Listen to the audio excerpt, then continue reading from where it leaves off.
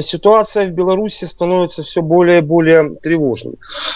Оценивая тот факт, что в Кремле окончательно потерялись креативщики, они действуют старым проверенным способом просто дать бабла, да, как вы абсолютно оба правильно вспомнили, Янека, которому Путин пытался купить за 3 ярда, и теперь Сашу 3% пытаются купить за 1,5 ярда. Ну, кстати, интересная деталь.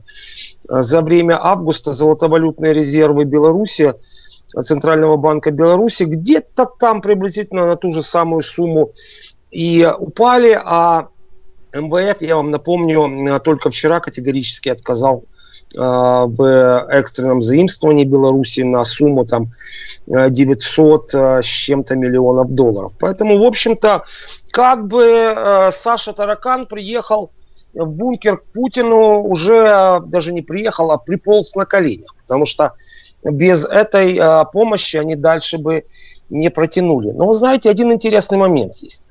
Что поступки любые нужно оценивать не по внешним проявлениям, а по тем мотивам, которые за ними стоят.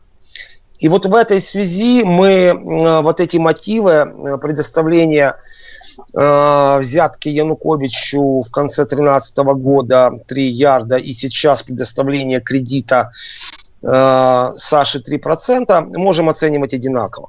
У Кремля есть один и тот же самый мотив. Кремль в конце 13-го, в начале 2014 года хотел Украину проглотить. Теперь то же самое происходит с Беларусью. Поэтому, учитывая то, что я сказал, дает мне полное право сделать вывод, сделать прогноз, что сегодня в Сочи был официально оформлен второй акт аншлюза Беларуси. Как он дальше будет происходить, зависит только от двух вещей. Это от белорусского народа и от господина Лукашенко. Игорь абсолютно правильно отметил, что Лукашенко, кроме как Путина, опирается на вот ту огромную волну, тот волнорез, который вошел в ряды протестующих, это на силовиков, которых холил и лелеял все последние годы. Ну, в этой связи я не хочу быть пессимистом, но мне видятся только 3 возможных сценария развития событий.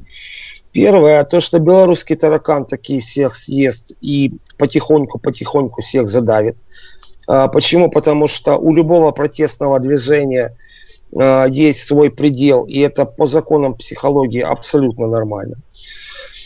Второй сценарий, тот аншлюз Беларуси, который я упомянул, будет происходить в том или в другом виде, но прежде всего, очевидно, по экономическим направлениям. Почему? Потому что мы знаем, что весь силовой блок Беларуси, да, собственно, это все равно, что та же самая милиция, которая была в Крыму, да, которая, как только прозвучала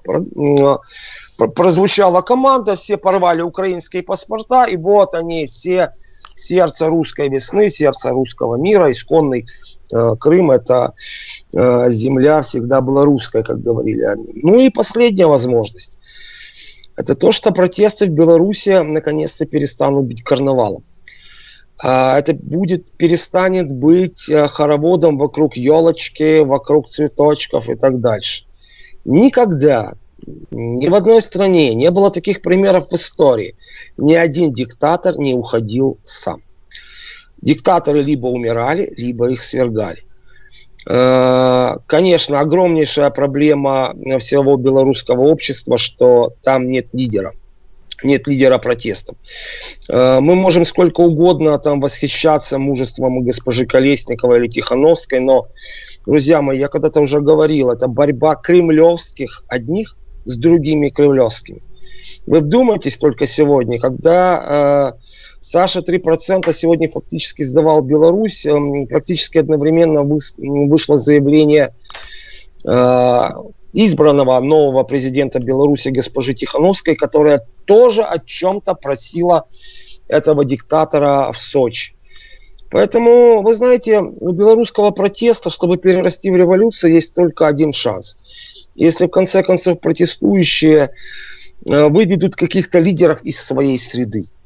Потому что все те лидеры, которые есть сейчас на в общем-то, ну вот есть как бы на переднем плане, это тоже все прокремлевские. И как только они придут к власти, они первым делом, первый свой визит сделают в Москву. Почему? Потому что они прокремлевские. Как это не печально. Мы всем сердцем поддерживаем белорусский народ, мы когда-то это прошли. Но, к сожалению, их путь лежит немножко в другом векторе. И нам нужно это учитывать. И, кстати, я бы, вот, знаете, вот заканчивая свой небольшой спич, я знаю, что нас смотрят в Минске, в других белорусских городах. Очень бы советовал белорусам, сябрам, не надеяться на так называемых русских либералов. У нас есть четкий маркер, который определяется только одним вопросом, который убивает всю вот эту демократичность вообще полностью. Вопрос следующий. Если кто еще до сих пор не знает, дарю. Вопрос такой. Чей Крым? И на этот вопрос может быть абсолютно только один вопрос. Одним словом. Крым-Украина. А если начинаются, ну, фактически, это Россия, про юридической точки зрения, это Украина. Да гоните нафиг таких, понимаете? Это вот эти все либералы российские, которые Путина терпят с 2000 года. Если вы будете на них равняться, писать им какие-то письма, что-то им объяснять, да поверьте мне, ну ничего не будет. Потому что они точно такие же. Ставлю точку и передаю вам слово.